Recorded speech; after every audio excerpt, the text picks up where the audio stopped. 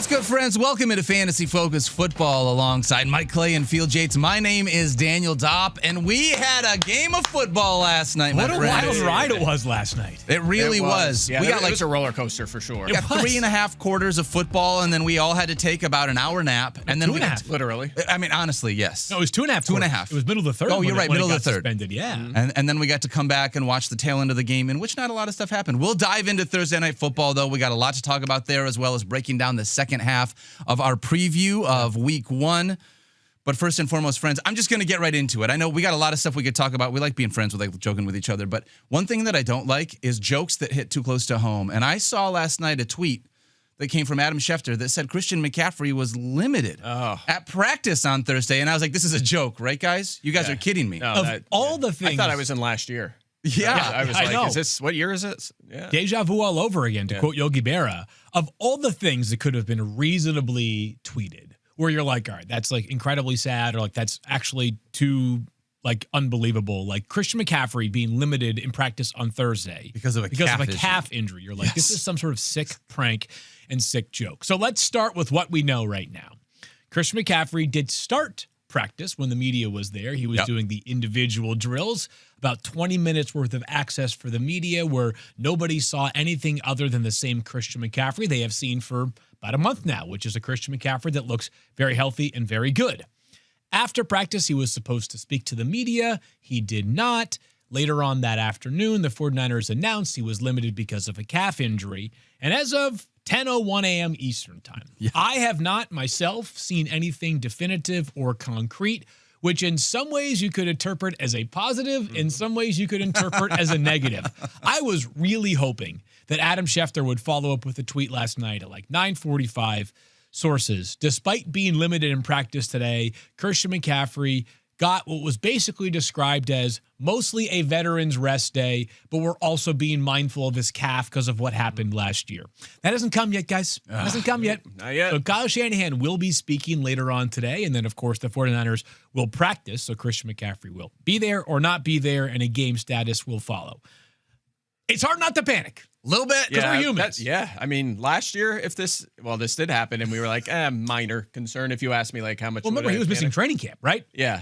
But still, if something like this popped up in the past, I might be like, maybe minor panic. But now, after what we saw last year, now it's like moderate panic. Yes. Like I'm definitely, put it this way, if I have Christian McCaffrey on some teams, I'm leaving him in the lineup. I'm assuming I'm playing him this week for now. However, I went through all my leagues and searched for Brian Robinson Jr. first. Yeah. I added him wherever he was available, and then I went and looked for Isaac Guerrero as well as a fallback option. You know, the expectation would be both of those guys would play, and just scooped him up just as a backup plan, because if he can't play this week, those guys are gonna be fully rostered in every single league. They sure will be. There's their week 2 waiver claim before week 1 has even really kicked off, right? Daniel is one of those two backs, if not both of them. Did you get him in our focus league? Is that where you picked him up at? Yeah, we were talking in the group chat, and I said, I'm going to do something that's going to anger you guys, and I picked up Guerrero immediately. How dare you? How dare you? We're here doing friendship and doing conversation, and you're like, I'm going to pick up someone from my fantasy squad. So based off what we know right now, but let's just quickly to play things out.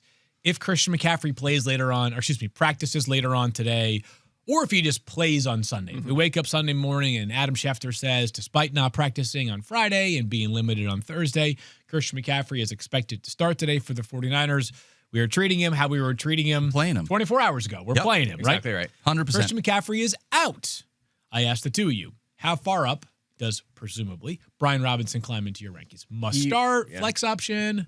Well, yeah, we've talked about how similar the play style of Brian Robinson is to Jordan Mason, and he was the guy that filled in last season. And Kyle Shanahan has been very clear that Brian Robinson Jr. is the number 2 running back in San Francisco. So he will jump into the RB2 area for sure.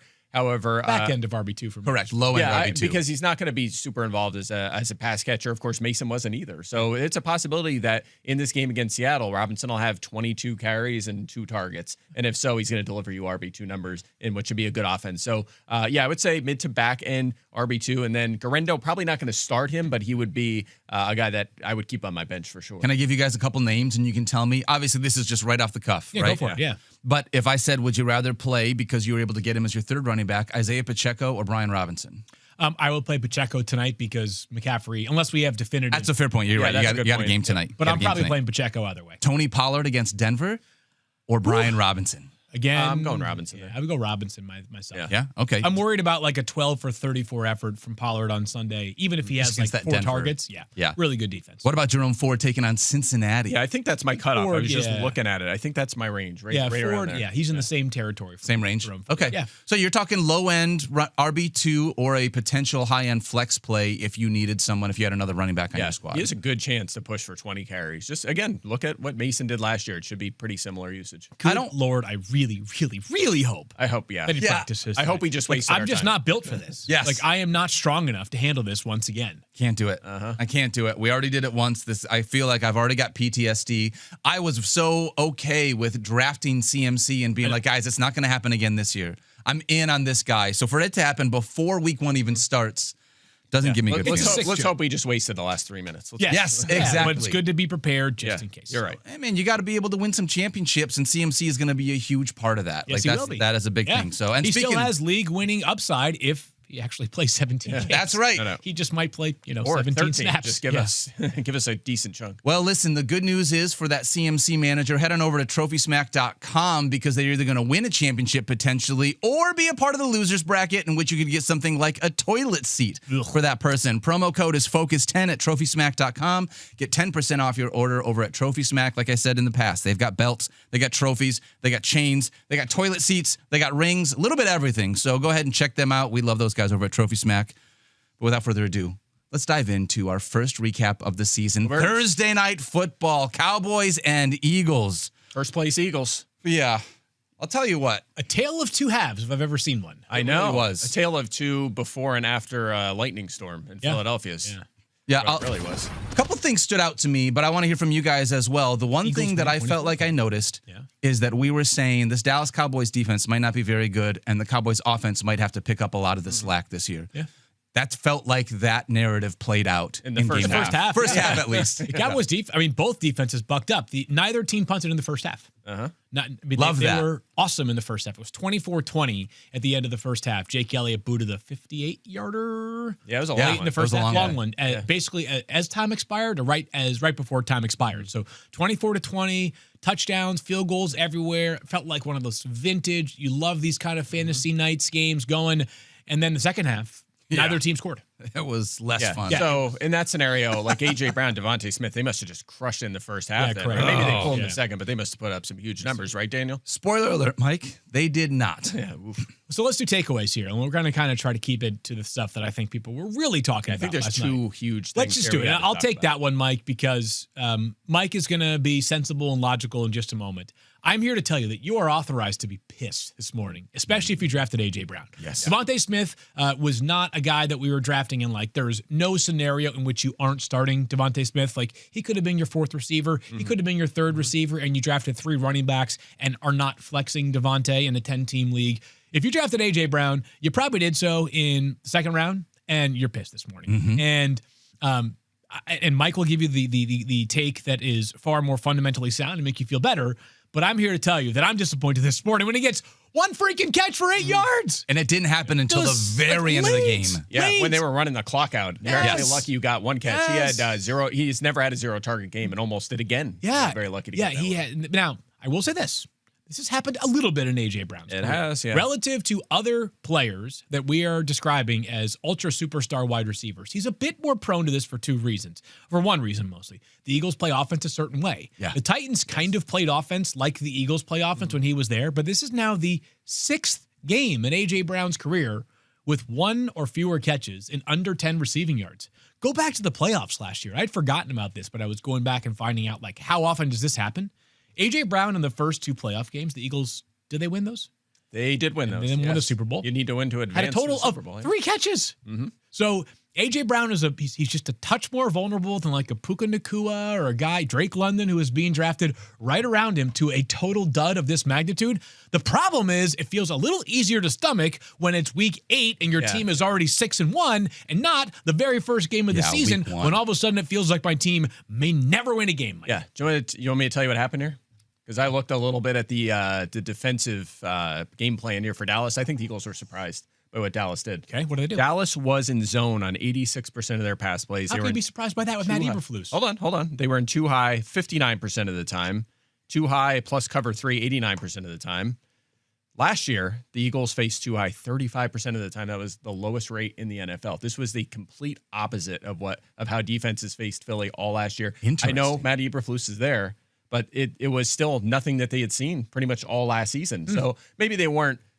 Maybe it was not stunned to see more zone, but to this extent was a huge change for the Eagles. And maybe surprised isn't the wrong way to put it. Maybe I should say we should have maybe seen this coming to an extent, because one thing the Eagles do, and they did this all last year, is they're not afraid to say, you're going to have a big game today, Dallas Goedert or Saquon Barkley, you're not wide receivers, and they'll just have bad games because they're focused. They'll take what the defense is giving them. We saw that all last season. That's why they were able to run the ball so successfully.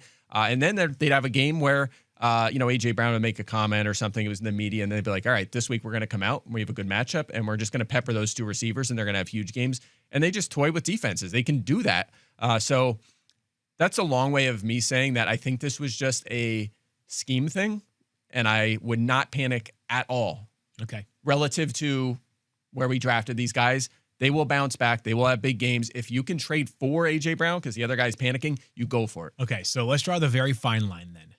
You don't have to panic, but you can be pissed. You're allowed to be pissed. Yeah, no, I think that's fair. I agree. Yeah. I have A.J. Brown in a couple teams, and I'm not thrilled about what I saw, about how he did last night. I was hoping for at least just give me a random touchdown. Can we you get, know? I mean, If he 3 has for one catch- 42, I would take Yeah, it. yeah, Yes, exactly. after the way the first half went. And that was my thought, is coming out of halftime, they're like, you know what, we got to find A.J. Brown's inner excellence Or after because we this, the cannot break. do this. Thank you, guys. or have after to the read that lightning book. break. Yeah. Yeah, it's like we've got to get him You know more what, though? involved. They did try. It was very clear that I was watching this. Jalen Hurts' first read was A.J. Brown a lot, and he would turn to him and try to get it, and then he would scramble or dump it off to Saquon.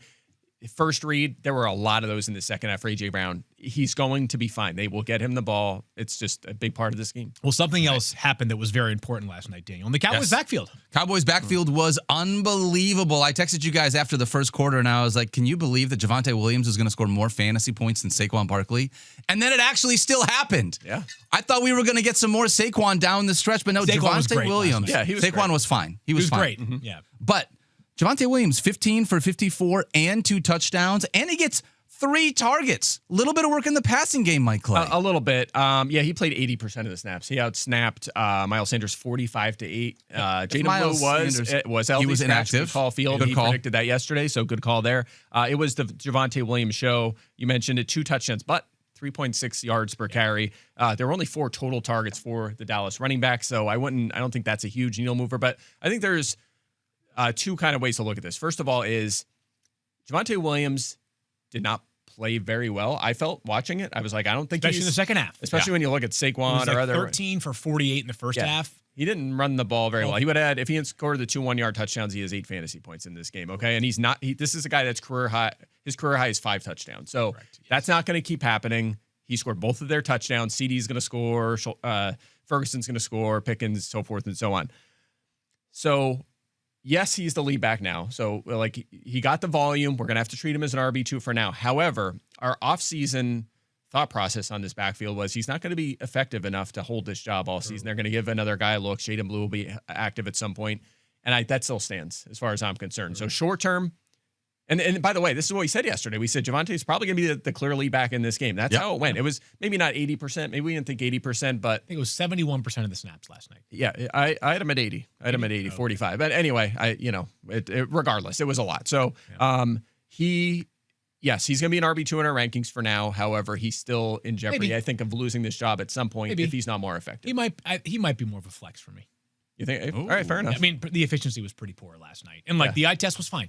It's just, my point is just it's hard to play 70-80% of the snaps as a running back and not be an RB2. Like, you're just going to volume. There are a couple guys who innings eat your way to RB2. Maybe Travion Henderson ends up playing 45% of the snaps on Sunday, and he moves down from RB2 to flex territory, et cetera. But startable, nonetheless. Yeah, Miles Sanders didn't do anyone any favors either with, unfortunately, continuing the fumbling issues. That the Philadelphia one Eagles big run, 49 yards. He had one beautiful run and then like 4 other carries for 3 yards. Other than that one big run, he was also quite inefficient. He's going to be the change of pace guy. Javonte Williams, second half, just to put numbers on it, 6 carries for 16 yards. Yeah, it was much second less half was effective. And the much Eagles different. were vulnerable in a lot of ways up front due to something we won't talk about that happened at the beginning of the game. I mean, we can say it. Their best defensive player spit on somebody. He spit on Dak Prescott before the first offensive snap. So I'm not saying that if Jalen Carter plays, Javonte Williams rushes for 34 yards as opposed to 54 yards, but it certainly made things a bit easier on that Cowboys running game. I'll give one thing real quickly, and then we'll move on to the rest of our preview. But one of the things that I was wanting to watch for, I said this on Thursday, is how is George Pickens going to get utilized in this offense? Numbers didn't really turn out the way that you wanted. 3 catches for 30 yards on 4 targets. However, he did have a couple of big plays that were pass interferences. Well, and then one that should have been called a pass interference in the end zone that was not, but he's out there all the time. He was 100%. I want to not panic about it because I still think he's going to be heavily utilized. This is just one of those situations where he didn't quite materialize the production I was hoping. Yeah, by the way, the Eagles shadowed in this game, and they put Mitchell on Pickens, surprisingly. It was Adoree Jackson, and then they kind of made some adjustments there. But for the most part, Adoree Jackson shadowed CeeDee Lamb, which is why we were seeing a lot of Lamb targets and almost very little for George Pickens. A little bit of a surprise, but sometimes the New England was famous for doing that. In the slot. You'd lean a little extra. Well, that too, but you would put a little extra coverage on Lambs to help. It didn't work last night for Philadelphia. It definitely did not the work. The best defender on CeeDee Lamb was CeeDee Lamb himself. Yeah, he had a big night last night. It could have won that game if he. It could have been a gargantuan night last night. Yeah. I was excited to be able to see. Last thing for me is Jake Ferguson. If you used him as a low end tight end, I mean, 5 catches, he had 2 end zone targets. He got lit up in the end zone. Only 23 yards. Yeah, he's going to be a boring volume we find. He'll be tight end 14 this year. Jack threw it well. He threw it really well. He has a history of success in Philly, 0 career interceptions. Shout out Adam Schefter for pointing that on social. Thought he threw it well, but still 4 rushing yards. What? Adam Schefter? Adam Schefter, he's new around. You don't know who Adam Schefter is. He's in Insider, whatever that means. Does he do much work on social or no? A little bit, yeah. Where can I find a handful of followers at a darn Schefter. That's it. Yeah, I thought Dak threw it well, but still 4 rushing yards. That's going to be a detriment to his fantasy outlook all season. Well, Darn Schefter. Odell Beckham Jr. has signed a 4-year, $200 million deal with the Cardinals. I like this guy. I don't like that. Not for our Marvin Harrison stock. I do not like that one bit. Oh, man. All right, let's make you moving here. All right, let's dive into our Week 1 preview, Part 2. We each brought a couple of storylines to the table. Field, I'm going to go with you first. All right, so again, reminder, these are not ordered in these are the most important things. These are just things we are watching throughout the weekend. Yep. To me, the Dolphins' offense is very fascinating to me this upcoming season. And, of course, it starts on Sunday in Indianapolis. A few years ago, what was it? It was bombs away, Tyreek Hill and Jalen Waddle catching 20-yard passes seemingly every single drive. Last year, it was, and Devon Achane 2 seasons ago, explosive runs, averaging 7+ yards per carry. The guy felt like every time he touched the football, he gets into the end zone. Last year, it was the only thing that they could do was death by 1,000 paper cuts. Devon Achane had 95 targets last year, and he would rush for 4.5 yards per carry as opposed to 7+ yards per carry. Right now, the way the Dolphins are talking is we expect to see them try to establish a line of scrimmage a little bit more, run the football more effectively, and that might include Ollie Gordon, who's one of the players that might have 0 role this weekend, or he might have a just influential enough role this weekend that we have a pinch, a touch of tremor over Devon Achane, right? If Ollie Gordon gets 12 carries this weekend, and consequential carries, including goal line opportunities, if he plays the Tyler Algier to Bijan Robinson during Bijan's rookie season, right? It matters for Devon Achane. It does. So it would matter going forward. So I am just keeping my eyes on how the offense looks, how the running game looks, and the trickle-down impact, because one of the reasons why an explosive passing game can work is you have an effective running game. It forces teams to account for you a little bit differently. You mentioned that too high look, Mike. Of course, the biggest benefit to too high safeties is that you can protect against explosive plays down the field.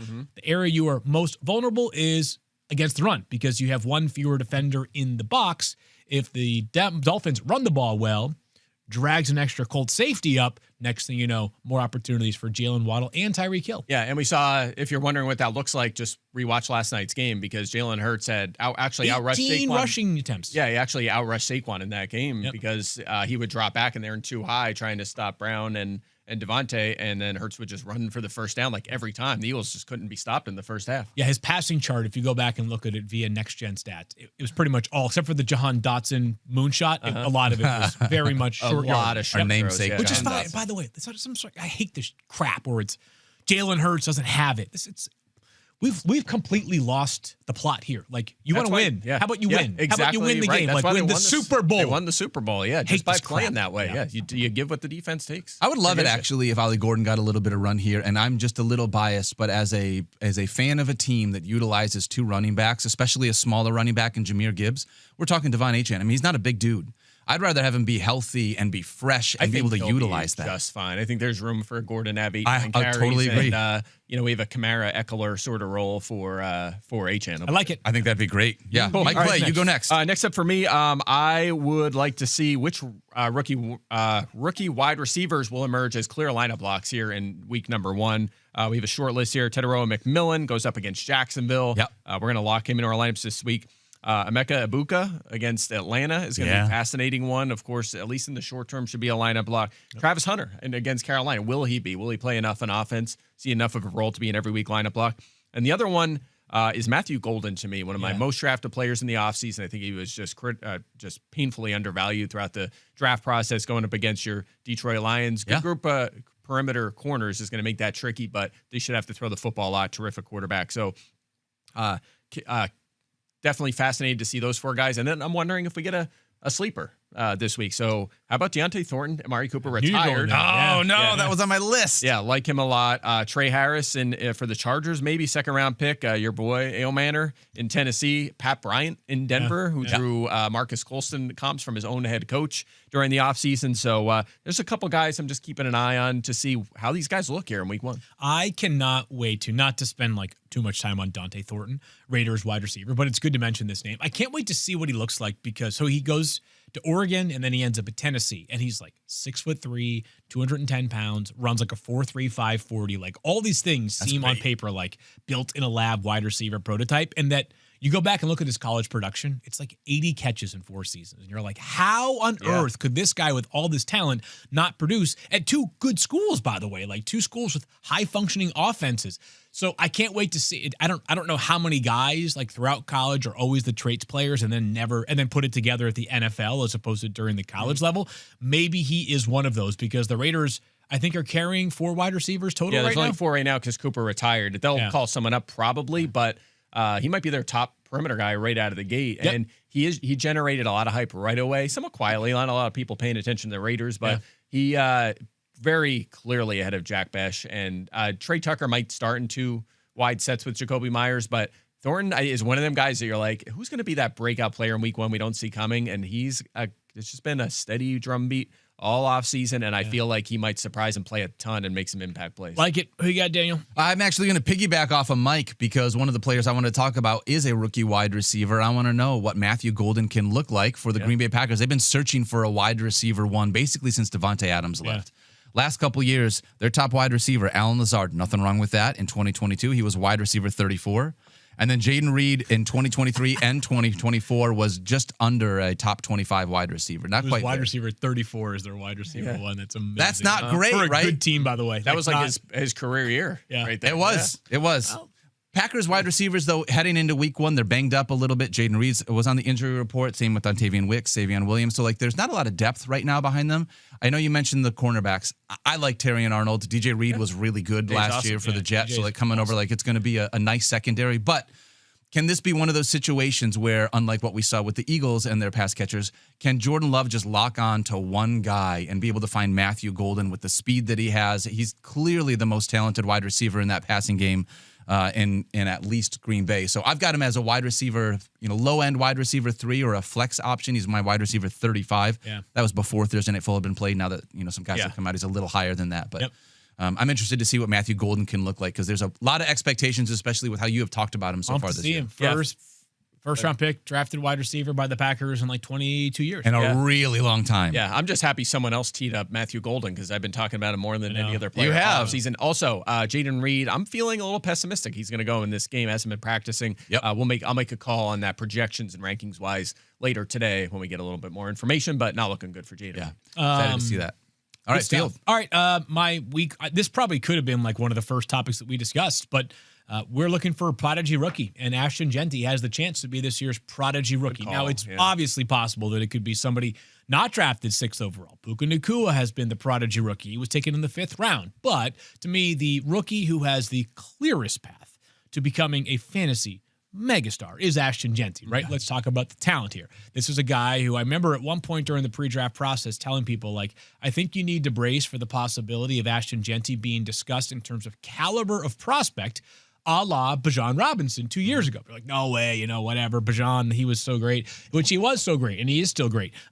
Genty rose to 6th overall, right? Which is actually 2 slots higher than where Bijan ended up getting drafted by the Atlanta Falcons. So the Raiders have told us, and the Raiders had a litany of other needs that they could have addressed in this year's class at number 6. Like, we need this player, right? It's also the thinnest depth chart amongst running backs. Oh, my God. I think in the league. I think it was the thinnest depth chart prior to that pick, and I would argue that behind him, there's nobody that if I'm the Raiders, I'm saying to myself, like, all right, so, obviously we drafted Genty really high, but, Raheem Mostert's like a big part of what we do. Like, no. Like, Mostert is fine. He had some great years. He was awesome that one season where he scored 1 million touchdowns. But, you are not weaning the workload of Ashton Genty because you want to get, Raheem Mostert and Sincere McCormick involved, right? Yeah. No, McCormick, they cut, too, so he's not even. I think he's, there you go. Congratulations. I didn't know that, so I'm a dummy. But yes, I agree with you. To your point, though, he was like a Zamir White is who I'm thinking. Zamir White, he might have been their RB2, and they're just like, nope, they're not even on the team. Like, just nobody's a threat. So we are looking for Ashton Genty to have, honestly, a Javonte Williams type role, not to have the same level of production. Wow, I didn't think we'd be saying that today. We want, 75 to 80% of the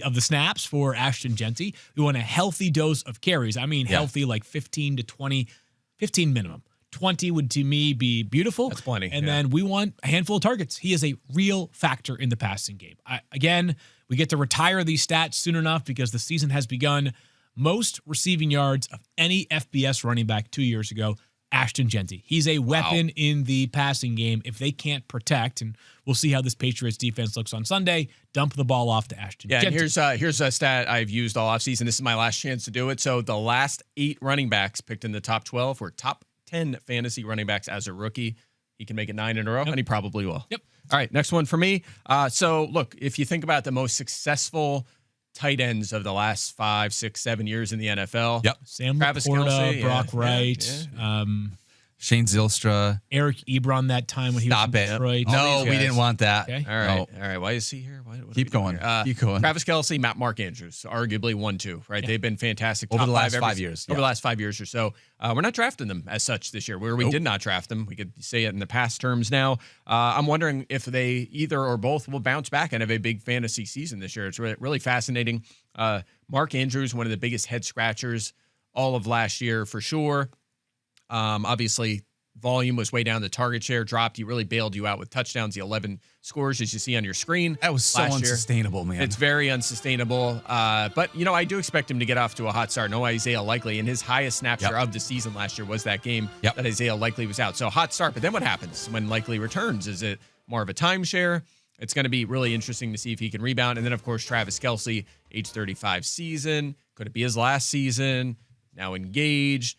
Hashtag best shape of his life. This is a guy that's been a powerhouse in fantasy for a decade. And, we'll see if he has one more good year in him in what should be, he's more competition now. Did you guys see his impersonation of Patrick Mahomes yesterday? I did not see that, no. It was so good. They were doing a Q&A down in Brazil, and someone asked Patrick a question, and you couldn't really hear the subsequent question that was directed to Travis, but he answered it in a Patrick voice, and it was just incredible.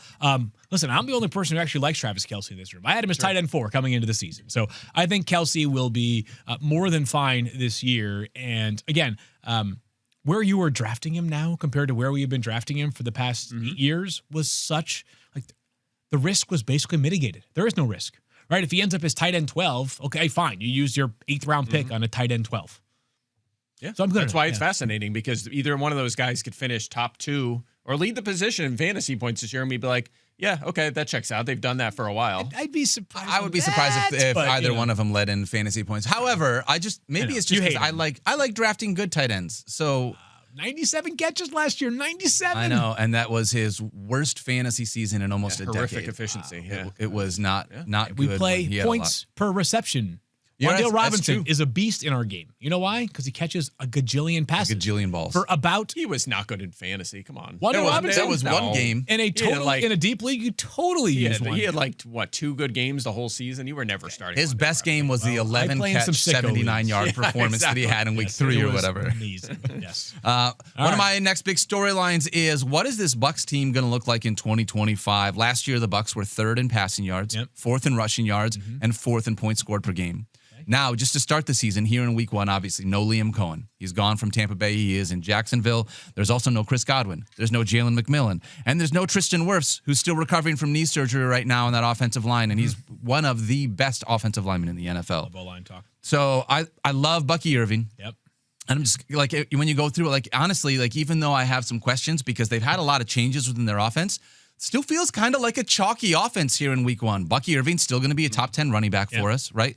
Mike Evans, I have him as like a mid-tier wide receiver 2. You guys are more of like a high-end wide receiver 2, potentially low-end wide receiver 1 on Mike Evans. Emeka Egbuka as a rookie, though, we think right out the gate this guy's going to come in and be a starter for your fantasy squad. I have him as a top 20 wide receiver this week. I started him over George Pickens last night. Very grateful that I did that. Yeah. As of right now, we'll see how it plays out. But Cue the 2 for 18. I don't need it. I don't want to put that out there. Shepard, 9 targets. Yeah. And even Baker Mayfield, even with losing both Chris Godwin and Jalen McMillan, we still have him as a top 7 quarterback. We think this offense is going to throw. I'm bullish, yeah. It just feels like a chalky week in Tampa, just week 1 right out the gate. But there have been a lot of changes to this offense. And that's one of the things that I want to see is how it looks different without Liam Cohen and all those pass catchers from last year to this year. I'm not convinced it'll look a lot different in terms of like the personnel, like the groupings and the scheme and the play calling. I just think, we have some new faces there. Like, I also, do you think if the Bucs wore exclusively their creamsicle uniforms, that they would all be the top ranked player at their position? I would have them all top 5. Yeah, those might be my favorite NFL uniforms. I'm with you. Yeah, I like the Dolphins Aqua those ones are amazing. Like there's some great throwbacks. Seahawks throwbacks, Broncos throwbacks, Patriots throwbacks are all legit, but Bucks might be top of the list with the cream. That's a good call. Yeah. I know that I think you had Mike in the shadow report. AJ Terrell is going to shadow Mike Evans. Yeah, but he hasn't had been with terrible. him at all. Yeah, I'm not worried about that. Only last note for me, I was doing the season prediction show yesterday. Peter Schrager picked Emeka Egbuka as his offensive rookie of the year, and in part of his description was talking about how he's got sources in Tampa who have just been texting him nonstop about how great this kid looks. I mean, sign me up because I drafted him in quite a few places. We'll see how things continue to work out. It's not just even a week 1 thing. It's once Emeka Egbuka, we see what he is on the field. What happens when Chris Godwin gets back? How does that wide receiving core shake out? Yeah. Exactly. I don't know how they're going to support all 3 guys. So who loses? Does Mike Evans fall off like he did the first month last season? I don't know. Godwin was out there. I don't know. Yeah, it's going to be a tricky one. If that happens, I just want to say it is you. But if that happens, I just want to say that I have been in on Emeka Egbuka over Mike Evans for the entirety of the offseason. So we'll see if that happens. Yeah. I mean, listen, I was the guy that was in on Javonte Williams over Saquon Barkley. True. You were right. That is if true. we're going to pat ourselves back, might as well do it while we can. Last one for me. Again, we did a whole bunch yesterday, and we have more to come in just a little bit on tonight's game and our starts of the week. But this was submitted before we got the news yesterday. Is this 49ers offense run just almost exclusively through George Kittle and Christian McCaffrey? If McCaffrey plays, so that's a pretty significant caveat. But like if he plays, and maybe the fact that I think it's unlikely that he's going to be 100% whether he plays or not. Maybe that tapers his workload a little bit, but still I expect a monster year from him. And to me, it's really more of a George Kittle question. Is George Kittle going to say, all you guys spent all off season putting me in a baby tier by myself behind Brock Bowers and Trey McBride? I very much belong in that tier because Kittle, who I have said many times over, has sacrificed as a receiver because he is such a selfless, willing blocker and a totally dominant blocker as well. Maybe this is one of those years where he gets his and he sees 150 targets this season. That would be awesome if that happened. Yeah. I'd be in. I like it. I'd be in on that. Yeah. But also I want to see how the wide receivers are going to pan out. Yeah, of course. And That's by a the big way, part. Juwan Jennings, he's going to play contract. I'm very convinced that was largely contractitis for the past month. It sure seems like it because it sounds like he's good to go for this game. Yeah. So, it's going to be interesting. Ricky Pearsall and Juwan Jennings, of course, should see a ton of snaps. They'll be paper thin at wide receiver. Yes, they can. We've seen from this offense, it will be high scoring, high efficiency, and they can feature 4 guys to make them fantasy relevant, and we have 4 guys on the list. Yeah, the other thing is that, like, we spent a lot of time this offseason debating, like, should you be more in on Juwan Jennings or Ricky Pearsall? It's possible both of them are really good. It's possible that, both of them prove to be totally worth it and then some. Honestly, with where they were drafted, I mean, they were drafted so close to each other that it's kind of like if you have one that you like, go ahead and make that case, but it's not like you're getting exponentially better value on one over the other based on where they were coming off draft boards. They've supported 4 fantasy relevant players in the past, and there's little reason to think they can again. Yep. All right, Mike Clay. Next one for me. Okay, so I think this is kind of a good way to cap it off is, every year I feel like like in August, there's guys who pop into my head like, I wish I drafted them more, Okay. And I feel like there's kind of a guy at each position for that. Drake May, a quarterback. I've talked about him. I ended up drafting him a little bit, but he's a guy I feel like I might regret it not having him a lot of him. A little more. Tedero McMillan. Certainly the Thielen trade helped a little bit there. I'd say Tyler Warren. Now that Daniel Jones got that job, I wish I had a little more there. Yeah. But the biggest one for me is the guy that yesterday we did our fantasy football now draft, and I was like, I got to get this guy. It's my guy. It's my guy. It's my guy. And you guys had no idea where I was going, and it was Jaylen Warren in Pittsburgh. He just got paid. Caleb Johnson's struggles are a factor here. Warren is a guy I think we were a little hesitant on because he's never had a big workload. He's had more than half of Pittsburgh's carries in one game in his career. He's mostly been a pass-catching guy. But Mike Tomlin said he's going to run the football. And something else to consider here is there's one fantasy relevant, we'll say, running back that has not missed a game the last 4 seasons. Najee Harris. And that's part of why Warren never really got that opportunity. So maybe now he gets 12 carries and 5, maybe 6 targets a game. And is a every week RB2. I think he has a really good shot at that in this offense. I think you're describing him as this year's Tony Pollard. Maybe more passing work, right? I know he's like 9th in targets. I'm not talking like archetype of like exactly what it yeah. looks like. I'm just saying like a guy that we spent all off season saying, like, which call. of those 2 fair. backs do you want? Tony Pollard, Tajay Spears, Jaylen Warren, or Caleb Johnson? Maybe it's like it was clearly one over the other. Yeah. And that clearly guy doesn't have top 10 upside. Pollard was not that, but he saw enough work and especially was efficient enough as a pass catcher that he's getting you 12.5 fantasy points a week. Yeah, and what if he's like Chase Brown? Like, what if he's a fringe top 10 just going to say right? that to you. If this offense, it might not be as good as Cincinnati, but they also don't have as many mouths to feed in this offense. So, some concerns about their offensive line. But Warren, he's not like he's 190 pounds. He's like, 215? Yeah, he's 5'8", 215. Yeah, he has some size to him. So I think he's a guy that maybe we slept on a little too much. So I'm feeling optimistic about him going into week 1. I was wondering if the Chase Brown comp would eventually come into play here because of the fact he's, as a really good pass catcher, someone that would be trusted by his quarterback. I know that's a big part of this too. Chase Brown doesn't have a whole lot behind him. I think Caleb Johnson offers more potential vulture volume than whoever's behind Chase in Cincinnati. Yeah. But that's going to come on towards like the middle or end of the season. And if this goes wrong, it's because Caleb does come out and run. It's not like he ran terribly in the preseason. He didn't get a lot of work, but I think it's mostly the passing game that's a concern for him, which we don't expect much of anyway. But if Caleb doesn't come out and play or only gets a handful of touches, it's going to be all Jaylen Warren because Kenny Gainwell he can get some touches, but it's not going to be a ton. So, well, and we say this often on Fantasy Focus. This is, I think, a thing that all 3 of us believe. But anytime you can hitch your wagon to Arthur Smith in any way, shape, or form, you got to do it. You know what I'm saying, Mike? We actually haven't really talked about that much this preseason.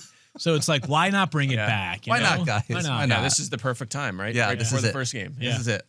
All right, my last storyline, and mine is a little bit, I kind of took a page out of what Mike said when you were talking about guys that maybe you wish you drafted more or someone that's not quite as big of a name.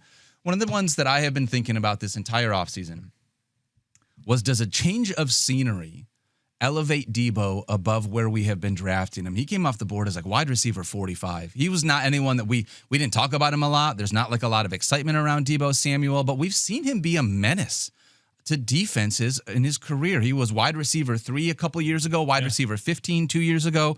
I think in this situation, I am expecting, and I think we all are, a little bit of regression from Terry McLaurin. I think that touchdown rate is unsustainable. Obviously, they got rid of Brian Robinson. They've got 4 running backs that we talked about on yesterday's show, right? Austin Eckler, Chris Rodriguez, JCM. I'm gonna go with JCM. JCM works. Yep. And then guy? Jeremy No. McNicholas. Ox? Marshall. JCM. JCM Ox.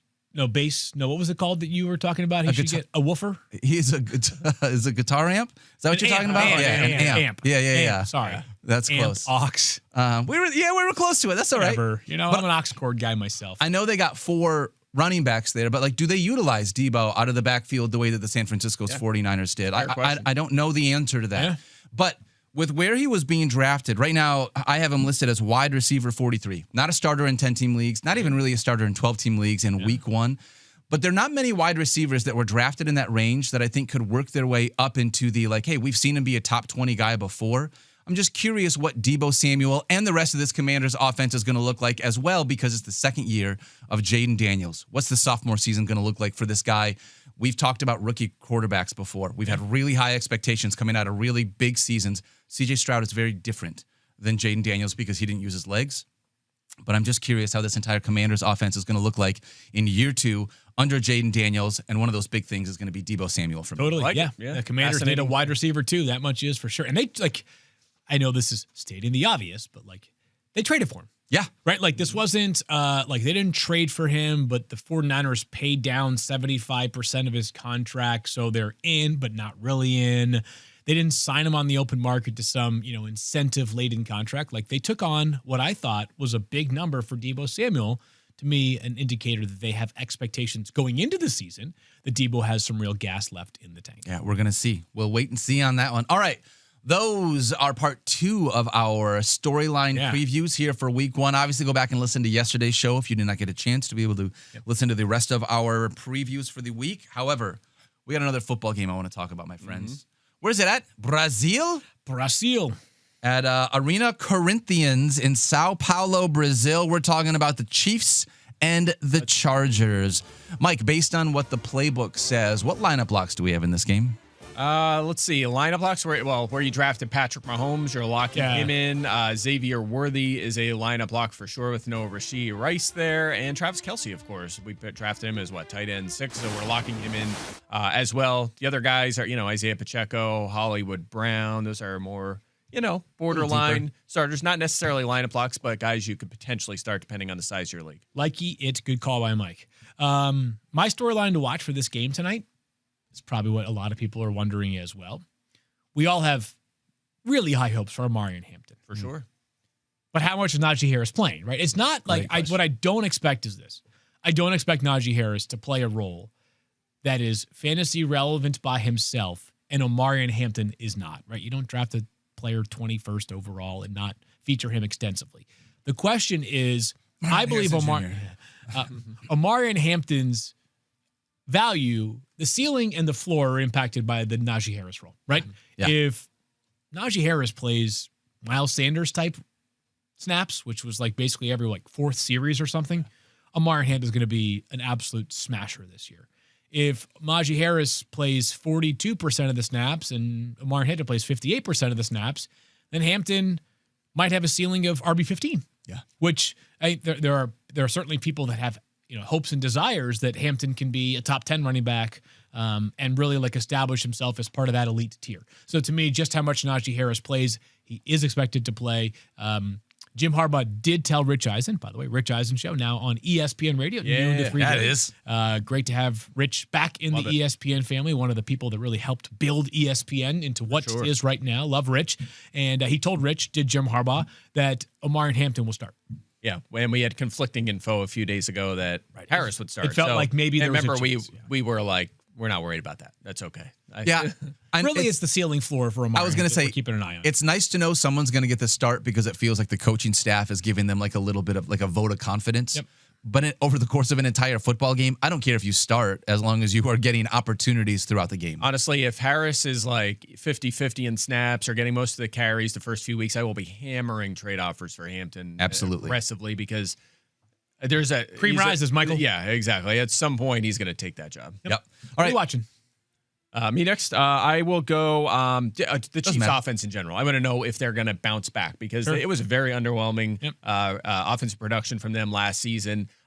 There's been chatter during the offseason that they're going to change things up a little bit, open up the offense, get a little bit more vertical this year. I don't know to the extent of that we'll see early on in the year without Rashee Rice here. But I think they'll make an attempt to do that. So guys like Mahomes, remember, we drafted him assuming he'll be better, but we don't know. Like, he wasn't really a great QB1 last year. You guys drafted him assuming he'd be better. Well, I got 0 shares of Patrick Mahomes. Where'd you have him ranked? Yeah. I had him ranked as, I think, QB8. Okay. Well, I was 6. I mean, either way, we expect him to be a starting caliber fantasy quarterback again, which he wasn't for until late last season. Isaiah Pacheco, another mystery from last year. I know he had the injury, but when he came back was a non-factor. What if we come out and Kareem Hunt out snaps him again or something? You know, that's a possibility. And of course, I talked about it earlier. Travis Kelce, will he rebound from what we saw last season? So a lot to figure out with this Chiefs offense, and I can't wait to see what it looks like. Can I just close this? Oh, sorry. Go ahead. I'm starting Xavier Worthy as my wide receiver 1 in our fantasy focused show league. So as you should. Yeah. I'm thinking big things here. For 6 weeks at least, he's going to have some major volume, and maybe for 17 weeks. Yeah, he was a first-round pick in the last 8 games last year. He was seeing massive target shares, very productive. Had the 2. I know it was garbage time, but 2 Super Bowl touchdowns. Like, the guy, he should be able to sustain that. He was a first-round pick for a reason. I want to close a circle on Mahomes here for a second, because when you talk about quarterbacks that are awesome and you don't say anything other than like they're perfect and they're actually God, people get really mad and offended, especially the people that root for that team, right? So this is almost like a message to all the Mahomes supporters, which I am as well. Chiefs fans out there. So I used to work for the Chiefs. Like, I have a ton of love for this franchise, the city, the people there. I think Mahomes will be a fantasy starter this year. I think he's bound for a bounce back year. The reason why I had fewer shares of Patrick Mahomes, I think I have 3 out of my 16 teams. So I guess that's actually a pretty decent chunk if you think about it. Yeah. Is less so because of my feeling about Patrick Mahomes this season, more so because he was being drafted as quarterback 6 after those first 5. Yep. By a comfortable margin. Yes. Like, you could wait and get Bo Nix or Baker Mayfield 3 or even 4 rounds later, which those guys might finish worse than Patrick Mahomes this year. But the running back or wide receiver, they might be better than him, flat better than him. And the running back that you're getting in round 6 or 5, where Patrick Mahomes is going, is so much better than the options in rounds 7, 8, or 9 that it's, Mahomes plus this player is inferior to Baker/Bo plus this great running back. Yeah. Bo Nix is, I think, my most rostered quarterback in fantasy football. And there's a reason, I think, because I was in that range where rather than be able to get the first quarterback after those, first or second, because either Patrick Mahomes or Baker Mayfield, it was one of those two who it felt like. I was totally fine waiting and getting either Bo Nix or Kyler Murray, or even waiting a little bit longer with how deep quarterback is and grabbing a Brock Purdy or one of the other young guys that we expect to be able to take a second-year leap here. And so I don't want to say that I don't think Patrick Mahomes is going to be good. I talked a lot of bad things about Mahomes. I just stated facts about why Mahomes was not good in fantasy the last couple of years. But I am hopeful for all of us, because I have shares of the Chiefs offense, even though I don't roster Patrick Mahomes, that he is going to return to that kind of same value that we have seen in the past. So what you're watching for tonight is whether Patrick Mahomes throws for 4 or 5 touchdowns. One of those two. What I'm watching is, honestly, we already talked about it a little bit, but it's going to be Isaiah Pacheco. It's either clear RB1 in this offense. Are they going to go back to Kareem Hunt, who was unbelievably awfully inefficient last year? There's no juice left in that tank. He was a volume guy, it felt like. By the way, 3rd fewest yards per carry in the NFL. That's where Kareem Hunt was last year. Who was behind him? Do you know offhand? I don't know offhand. No, don't look it up. If you had it handy. I do not have it right off. Interesting. Right offhand. Yeah, I think Alexander Madison was one of them. That sounds correct, actually. There was one more that I cannot remember. But the only other running backs that are there, Elijah Mitchell and 7th round rookie wide receiver running back Rashard Smith. Yeah. So it feels like this should be the spot where Isaiah Pacheco comes back and reestablishes the dominance that we thought we were going to see down the stretch last year. I'm hoping that he starts the season with that this year. So that's one of the things I'm watching for tonight's game. All right, starts of the week. We're doing starts of the week a little differently this. Really quick, 26-23 Chiefs. I got Chiefs as well. I'm going 24-19. And let's get a passing touchdown in this game. We had 0 last night. We had 0 passing touchdowns. I'll take the Chargers in this one. All right. The Chargers. I'm 1-0 in my game picks this year. Yeah, me too. Oh, yeah. Nailed it. Defeated. All right, starts of the week are going to be a little different this year, my friends, because we're going to make it a game. We're going to make starts of the week a game. We're each going to bring to the table a quarterback, a running back, a wide receiver, and a tight end. And we have some caveats around how we can choose these players. I'll share that in a little bit. But we're going to add up their fantasy points at the end of the week. Whoever loses and has the lowest number of fantasy points amongst their starters from the starts of the week will have to spin this beautiful wheel behind Mike Clay. We don't have anything written on it yet, but it will be full of punishments. And whoever comes in last place has to spin the punishment wheel and do a punishment either on the show or on social media, depending on what the punishment's going to be. Speaking of social media, how do we come up with some of those punishments? I think we're going to need to ask both our YouTube chat and a little bit of Twitter. How do you think we should have some punishments? Send us a few things in the YouTube chat that you think we should have on this punishment wheel for Mike Field and I to have to play out if we come in last place. Reasonable things, because we have to do them like That's here just or at our show. house. Like, you know, a beer mile was funny, but I can't do that right here. So, you know. Yeah. Or even if we have to do them at home and you know, you do a selfie or something, but something recent. We can't be like fly to LA on a Wednesday. Speaking of being reasonable, just to be able to put some parameters around the way we're choosing these players so that the people at home listening know you cannot pick a top 7 quarterback. You cannot pick a top 15 running back. You cannot pick a top 20 wide receiver, and you cannot pick a top 5 tight end. From our rankings. Consensus rankings. Not your ranks, because obviously these are players you're bullish on relative to. Yeah, I actually have Bijan ranked 34th this week. So he's my starter. I moved him down just for this exercise. All right, well then, Mike, why don't you go first then if you're so excited about it? By the way, we did not reveal our picks, so it's possible we have the exact we may have some overlaps, just like DFS. Yeah, actually, I kind of foreshadowed this before because it's all guys I talked about. Quarterback Drake May going up against the Raiders. Okay. That's not how you say it. How do you say that? What? The Raiders. Appreciate that. Greg May, like him this week as a streamer. Running back, I'm kind of mad at myself for not going Jaylen Warren here, but I'll stick with my pick, Jerome Ford against Cincinnati. I think he's going to have a solid week. Bill should be busy as a rusher and a receiver. Wide receiver, Teteroa McMillan going up against Jacksonville. Really excited to see him this week against a team that gave up a ton to wide receivers last season, and tight end. Again, I mentioned it, Tyler Warren. Shut your mouth. No way. Just for what it's worth, my starts of the week are Kyler Murray at quarterback. Okay, all right. At running back, I have Jerome Ford. At wide receiver, I have Teteroa McMillan. At tight end, I have Tyler Warren. No, you do not. Yes, I do. No, you guys might be sharing a break. All right, high five. All right. Same high five. Right, so it's going to come down to quarterback. Exactly. If Field beats us, it'll come down to quarterback. Oh, man. All right, well, I'm going to beat you guys. My quarterback, my start of the week is Daniel Jones. I talked about him a little bit earlier on in the week. Potential streaming option for those that are nervous about like a Brock Purdy, for example, against Seattle. And speaking of Seattle, my running back is Kenneth Walker III, who's outside our top 15 of running backs. Went with Kenneth Walker Not by much. I felt like that was kind of cheating because he's like RB18. Yeah, I think we need like a protest rule at some point. Like a veto? Like we can both veto one. Wide receiver. You know, I had Jerry Jeudy in my brain all week, and then I ended up with Teteroa McMillan. No, you did not. Show me your sheet. It does not say. Look it says Teteroa McMillan. You're right. Okay, it does. All right. And then my favorite pick out of these, touchdown scoring, Mark Andrews, revenge game. Where do they play on Sunday night? Outside our top 5. In Buffalo. Yeah, Buffalo. Yeah. that Sunday night football game is going to be a blast to watch. Of course, that's where Mark Andrews dropped a 2-point conversion. I already want to change rules. I feel like Mark Andrews is without the spirit, is outside the spirit of the competition. Don't you think? Like top 5, like Andrews. You think he's top 5? Consensus ranks. All right. I mean, I don't know. Likely. He feels like I have him higher than that. Where do I have him this week? I'm just saying, consensus ranks are different than. All right. I felt that way when I chose Kyler Murray. I just saw that Saints defense, and I was like, all right, he's outside the top 7. I'm happy to like. This is week 1. We can certainly fine tune things going into next week, but like. I don't know. If you say follow can't the rules be top for 5 and he's number 8, then I'm Yeah. going to go with it. Right? All right. Well, for those watching at home on our YouTube stream, we're going to throw all 3 of the starts of the week up on the board. Man, Mike, I cannot believe.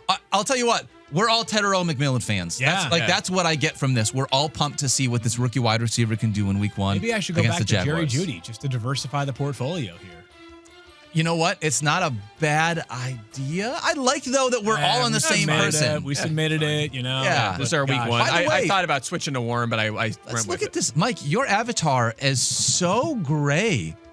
Yeah, it is. I don't know. What's They aged going me. on with that? That's Mike Clay after hearing the news about Christian McCaffrey last night. That's exactly right. That's what happened. Or Mike Clay after turning 40 in May. Apparently, my emoji's beard just changes to a lighter color. I mean, it's not that inaccurate. Well, yeah, Field, we need to get your emoji to have a little bit more lettuce on top at this point. Yeah, I know. too. I'm thinking about growing my hair out. Yeah. Oh, wait, I already did. Oh, So wait I a have that on the second. emoji, yeah.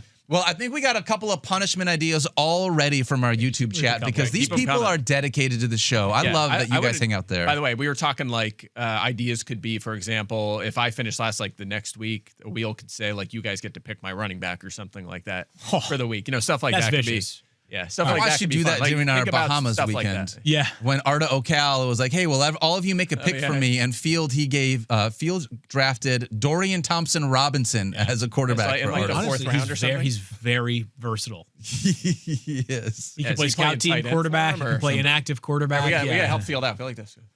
Other side. There you go. Oh, we got look you. at that. It's You beautiful.